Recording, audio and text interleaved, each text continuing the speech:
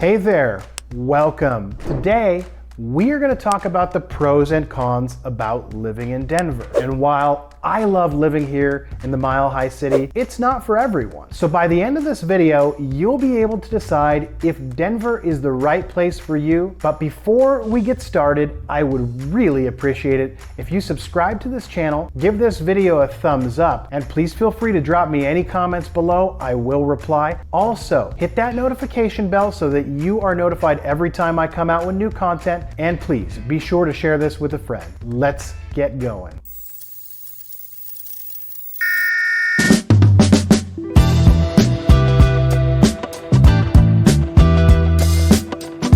All right, so let's take a look at the positives first, the pros of living in Denver. Well, Denver has great public transportation. So if you are arriving in the Mile High City without a car, keep in mind it does snow here in Denver. It's not crazy like East Coast winters. However, we do get snow. But just wanted to let you know that public transportation in Denver is quite good. There's plenty of light rail trains. There is plenty of buses as well. And the light rail goes all the way to the airport. And it's not very expensive. I believe it's $12 one way. The light rail also goes out to many of the surrounding suburbs. So it's pretty easy to get around Denver and its surrounding areas. All right, Denver has great sports venues and they're all pretty close to one another. So whether you want to watch hockey, basketball, baseball, or football, it's all here in Denver. In fact, we also have the Colorado Rapids, which is a football team, soccer team. So we've got just about everything here, and the venues are all really nice, really clean, and bands are amazing. Great nightlife in Denver. Denver has the 10th largest downtown in the United States, and it has so much to do. There's something for everybody down there, whether you like the clubby sort of fist pumping vibe, or if you just want to chill out with a nice cold IPA. There are plenty of breweries downtown as well. It's a really happening place, and you're never at a loss for something to do here in Denver. Denver has an excellent food thing. There is something for everyone here. There's not only something for every budget, there's also cuisines from around the world. We have various styles of pizza. We have Ethiopian food. We have great Chinese, great Thai, Japanese, Indian, and there is so much concentrated here in the city of Denver that you don't have to look very far for some amazing and unique food. There's also great, interesting concepts. We also have great ice cream as well. We have Little Man Sweet Cookies, which I believe are the same.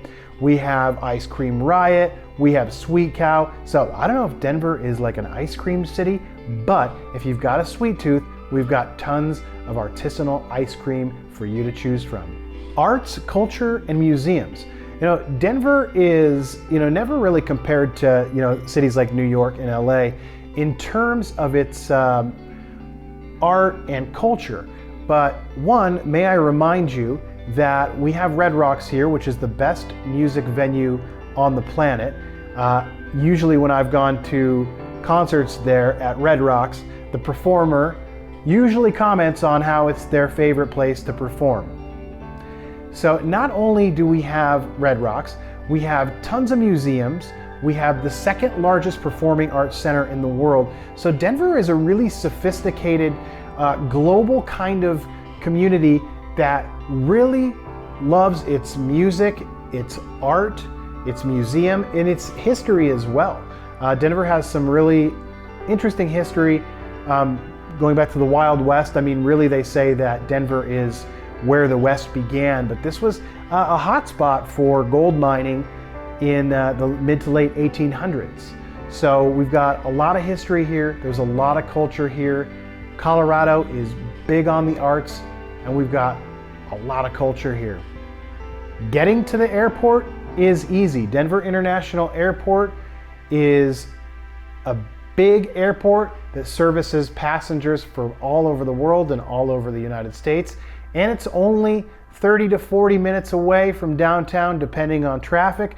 So to get to the airport, you're not going to have to spend an hour or two in the car. It's very convenient. And in addition, it's great for me because my wife's family lives on the East Coast. My family lives on the West Coast. So pretty much no matter where we go, the flight's under 3.5 hours. So it's a very convenient place to live if you have family spread throughout the United States. One of my favorite things about Denver that's a major pro is that people are open and they're friendly. I've been to a lot of cities in the US and you get this sort of cliquey sort of vibe sometimes, this, hey, let's size you up, let's see what you're made of, where I think everybody in Denver seems very down to earth, very open to having conversations, and very, very friendly. So while Denver is a big city, it's still got that sort of Midwest sort of chill vibe where people are just kind, nice, happy to talk, and that's one of the things I really love about Denver. Now, before we move on to the cons, I would really appreciate it if you subscribe to my channel, if you went and give this video a thumbs up. Also, please feel free to drop me any comments, I will respond. Share this video with a friend and hit that notification bell so that you're notified every time I come out with new content. All right, now we've all got to be honest with where we live. No city in the United States, and maybe no city in the entire world, is perfect. So let's talk about some cons about living here in Denver. 1. Homelessness and crime. Over the last couple of years during the pandemic, homelessness in Denver has increased 60%. So if you stroll around downtown enough, you'll see a lot of homeless encampments, a lot of people that are out on the streets. Unfortunately, it's very sad to see this, and it is one of the negative aspects about living in Denver.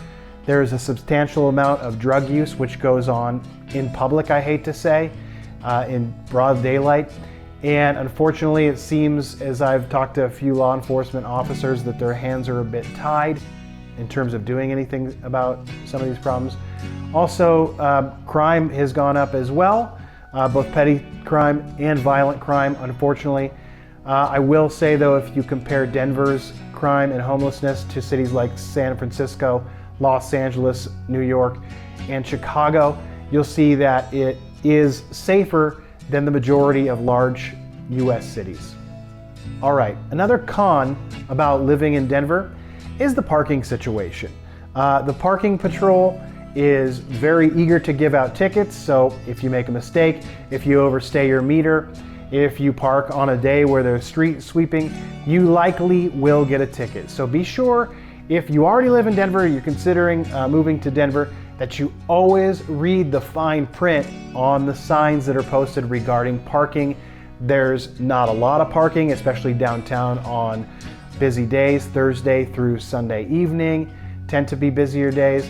In other hip areas like Rhino, you'll find that it's very hard to find parking, especially parking over 2 hours. So please be sure to read those signs, read them carefully, because you will get ticketed if you are parked illegally. Another downside about living in Denver is that not all the time, but occasionally we have very poor air quality. So if the wildfire season, which is typically in summer, is bad, wildfire smoke from surrounding states like Arizona, even as far as California, will come over the Rocky Mountains, and since we're here on the other side at a lower elevation, it'll kind of become a pool of smoke. And in that smoke, you know, think about it, it's not just you know, trees and leaves, it's homes, it's people's, you know, metals and plastics and tire rubber and all of these kind of things that are burning and getting up into the air. That comes down the east side of the Rocky Mountains and right into Denver. So if wildfire season is bad, the air quality in Denver is very, very poor. Potential droughts. Well, Colorado is not only a dry state. Water from the Colorado River is fed into, I believe, California, Arizona, and New Mexico. So our water is responsible for the irrigation and the drinking water for 3 other states. So while I think we're okay right now as far as water, there is often potential for droughts here in the state of Colorado. All right, another thing, and this is something as a real estate professional I've had to deal with, is special assessments on older buildings. So a lot of buildings here in Denver, especially as you get closer to downtown, were built in the mid to late 1800s. So there are a lot of structures that are well over 100 years old, and oftentimes the city will basically say to the landowners of some of these, the landlords of some of these larger, older buildings, that they have to do a remodel, they have to upgrade plumbing systems and electrical systems, and the cost of those things will often be placed on the people that live there, so they'll have to basically pick up the bill. So we've seen condominiums that have special assessments of $30,000, which can be financed. However, this creates a difficulty if you're in a condo and you're trying to sell it. You either have to pay that assessment off in full, or you've got to pass that along to your buyer, which they're not going to be very happy about. So keep that in mind. All right. And at times, Denver, like any major US city, can be kind of loud.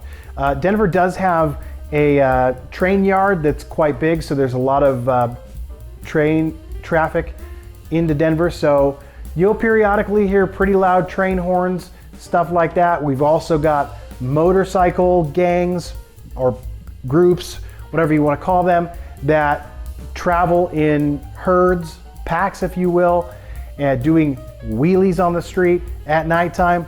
It's not particularly pleasant, so it's very loud. If you live especially in the downtown area, you're going to get traffic noise, you're going to get noise from police sirens, ambulance, fire trucks, and things like that. So, you know, you may be an urban dweller already, so you may be very used to the noise, but just want to point that out. If you're looking for peace and quiet, Denver is probably not the place for you. All right, so before we move on, would you be so kind as to subscribe to my channel? Also, hit the notification bell so that you're alerted every time I come out with new content. Give this video a thumbs up, and please, I would love it if you threw me a comment down below. I will reply to every comment on this page. Also, go ahead and share this with a friend. All right, let's get back into it. Denver has high rents and a relatively high cost of living. Now, it's not the highest in the United States, but something to be aware of. Even if you're moving from states like California, New York, San Francisco, you won't find a tremendous difference in house pricing. I mean, maybe your money goes a little further here, but just want to keep in mind that oftentimes 1-bedroom apartments here in Denver, especially if you get closer to downtown, are ranging from $1,800 to over $2,000 per month for rent. So keep in mind, Denver is not a cheap place to live. Another con about living in Denver is the rapid population growth. Reason I say that is because Denver was not really designed to be a big city. So you'll find that increased traffic, public areas are often more crowded, and that's because, you know, the major highway that goes through Denver is only 3 or 4 lanes.